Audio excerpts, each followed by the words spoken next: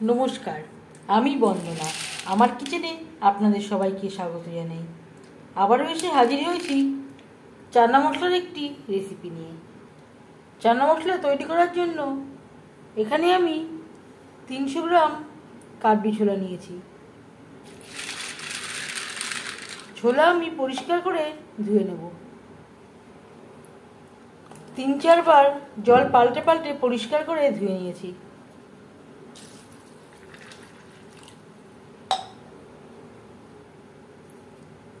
পরিষ্কার জল দিয়ে ওভারনাইট ভিজিয়ে রাখবো।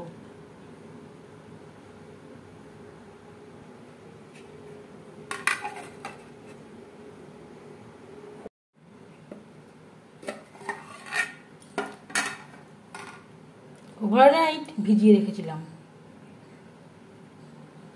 ফুলে অনেকটাই বড় হয়ে গেছে।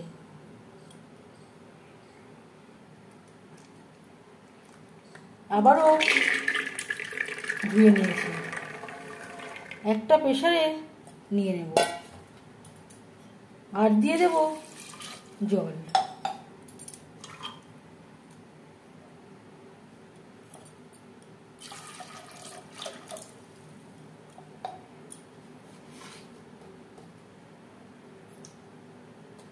চার পাঁচটা সিটি দিয়ে নেব।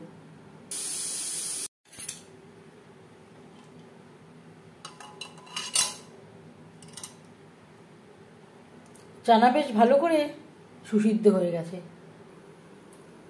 চানা মশলা তৈরি করার জন্য ফ্রাই প্যানে দিয়ে দিয়েছি 3 চামচ রিফাইন্ড অয়েল আর দিয়ে দিলাম সামান্য পরিমাণে গোটা জিরে। জিরে ভেজে নেওয়ার পর দিয়ে দেবো 1 চামচ আদা ও কাঁচা লঙ্কার পেস্ট।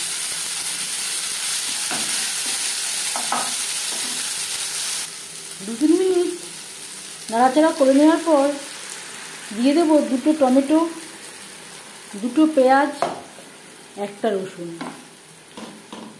যেটা আমি একসাথে বেটে নিয়েছি।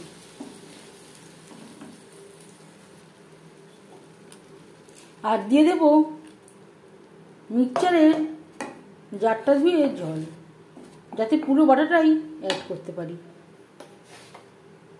আর লাগছে লবণ। আগে একবার ছোলা সেদ্ধ করার সময় লবণের ব্যবহার করেছি, সেটা মাথায় রাখতে হবে। পরিমাণ মতো হলুদের গুঁড়ো। আর লাগছে 1 চামচ ভাজা ধনের গুঁড়ো, 1/2 চামচ ভাজা জিরের গুঁড়ো,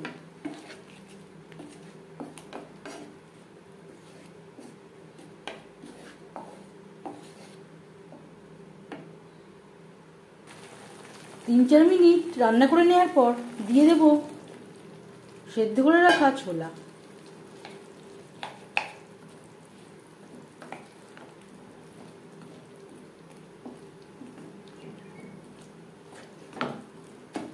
মশলার সাথে ছোলা বেশ ভালো করে মিক্সড করে দেব।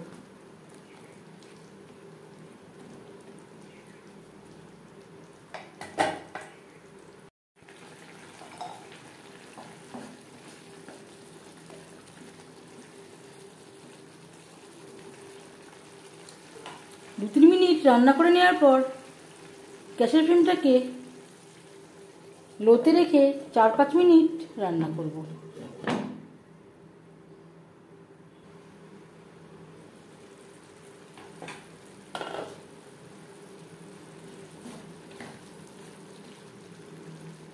প্রায় 5-6 মিনিট হয়ে গেছে।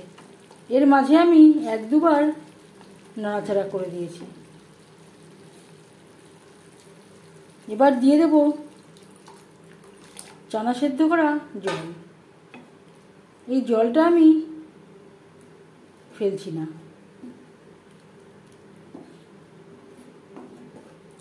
এর মধ্যে অনেক খাদ্য উপাদান রয়েছে।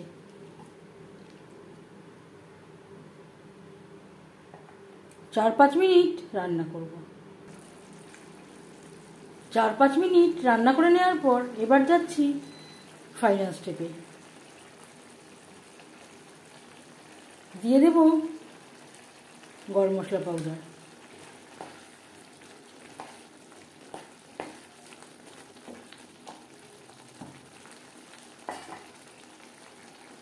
গ্যাসের ফ্লেমটা বন্ধ করে দেব।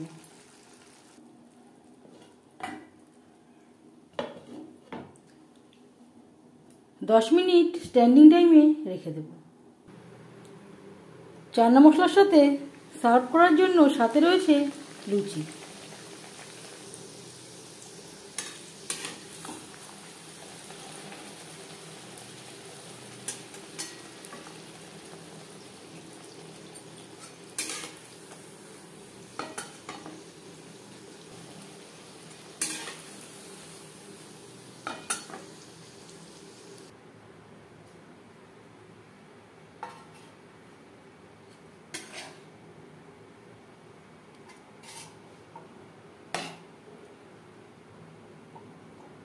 এবার যাচ্ছি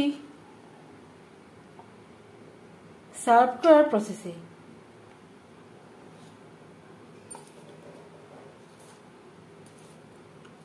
সাথে রয়েছে ফুলকো লুচি।